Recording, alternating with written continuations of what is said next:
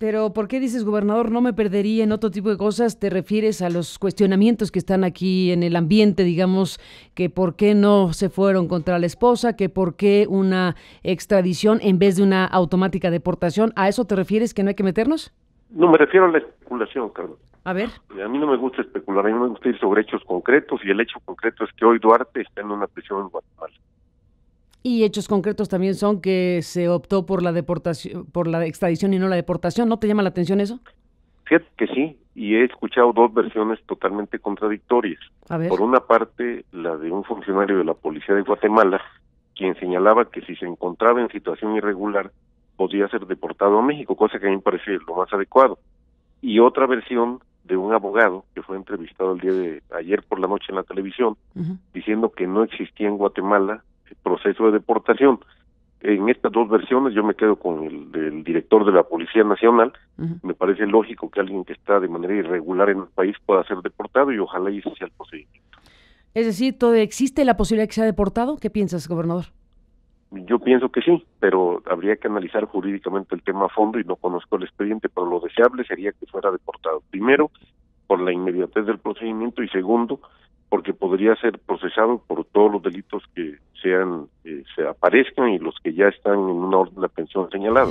Bueno, había carpetas y tú hiciste declaraciones respecto al papel de la esposa de Duarte en este entramado de presunta corrupción en Veracruz. Aquí la pregunta es, ¿y qué pasó con ella? ¿O qué pasó con ese entorno que encaja en la explicación que se ha dado oficialmente del caso Duarte? Bueno, lo que ha dicho la Procuraduría General de la República es que hasta este momento no existe nada en contra de ella, hasta este momento, es decir, ha dejado abierta la posibilidad de que en su momento se pueda proceder. ¿Pero las imputaciones que tú has hecho se formularon judicialmente en Veracruz? No, porque nosotros no tenemos el expediente.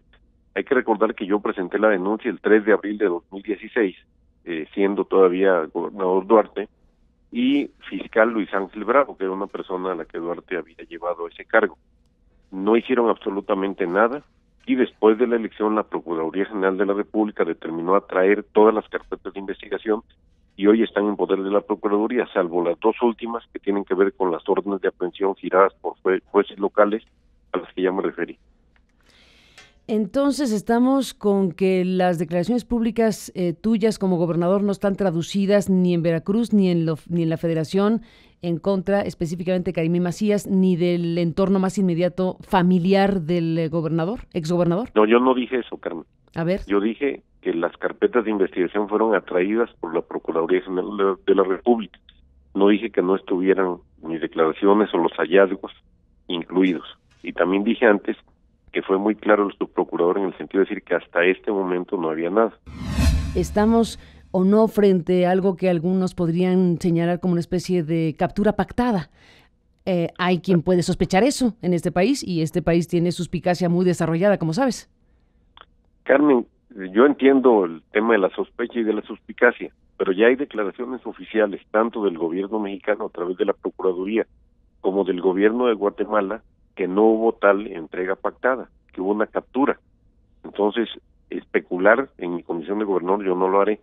Yo me ajusto a lo que existe, a lo que hay, a lo que está en los expedientes, y lo que está es formalmente la detención de Duarte para fines de extradición y declaraciones muy concretas de las autoridades de ambos países en el sentido de que no hubo tal entrega pactada. Yo podría especular al igual que todos, pero esa no es mi función como servidor público. Como gobernador tengo que actuar con responsabilidad.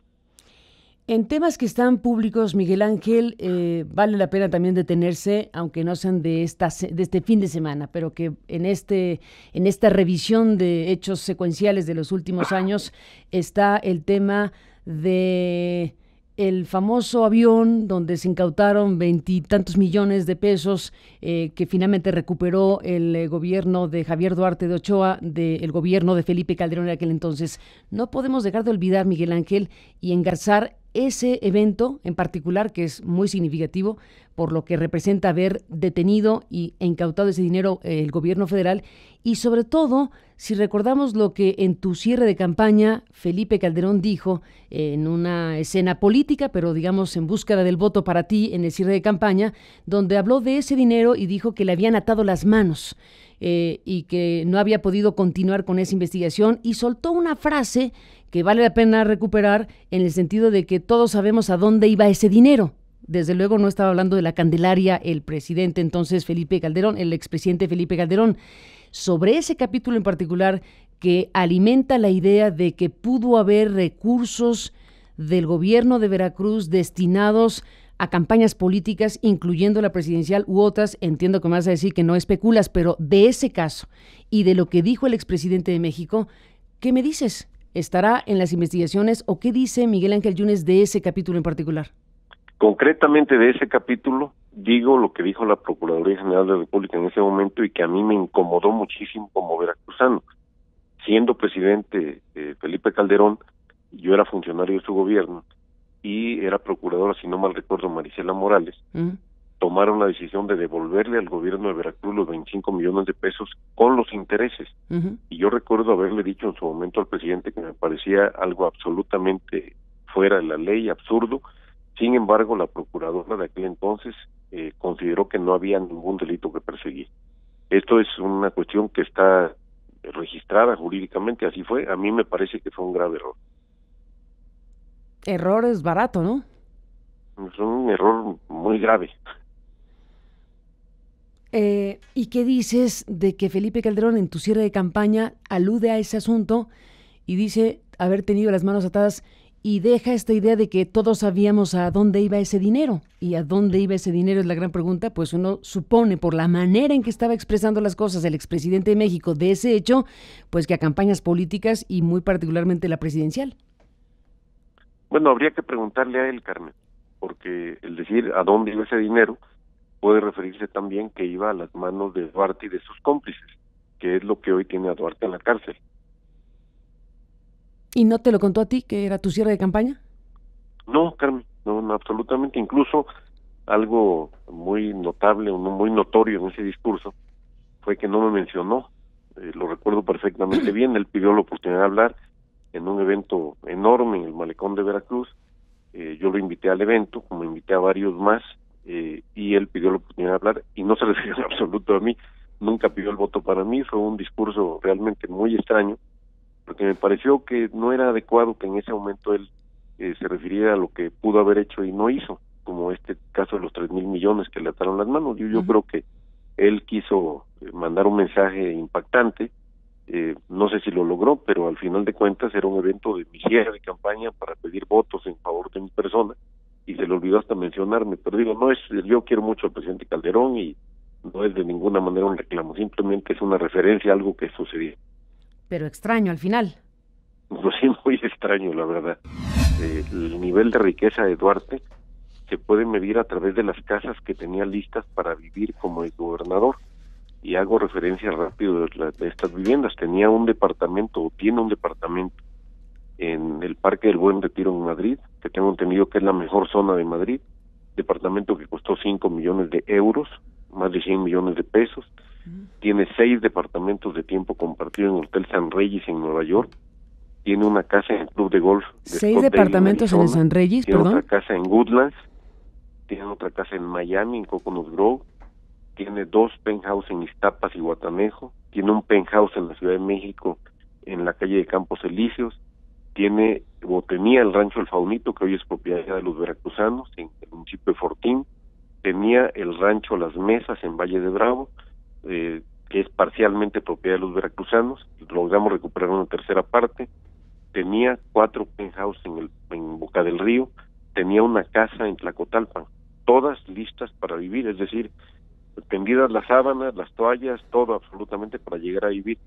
Esto da una idea del nivel de enriquecimiento brutal a que este individuo llegó.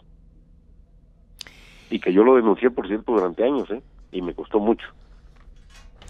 Andrés Manuel López Obrador grabó un mensaje que habrás visto, y si no te lo cuento, donde entre otras cosas está hablando de que el PRI y el PAN están en picada y que la detención de Javier Duarte de Ochoa, entre otras cosas, va a servir para que Duarte declare en contra de Andrés Manuel y que diga que ha financiado a Morena y que ha financiado al propio López Obrador.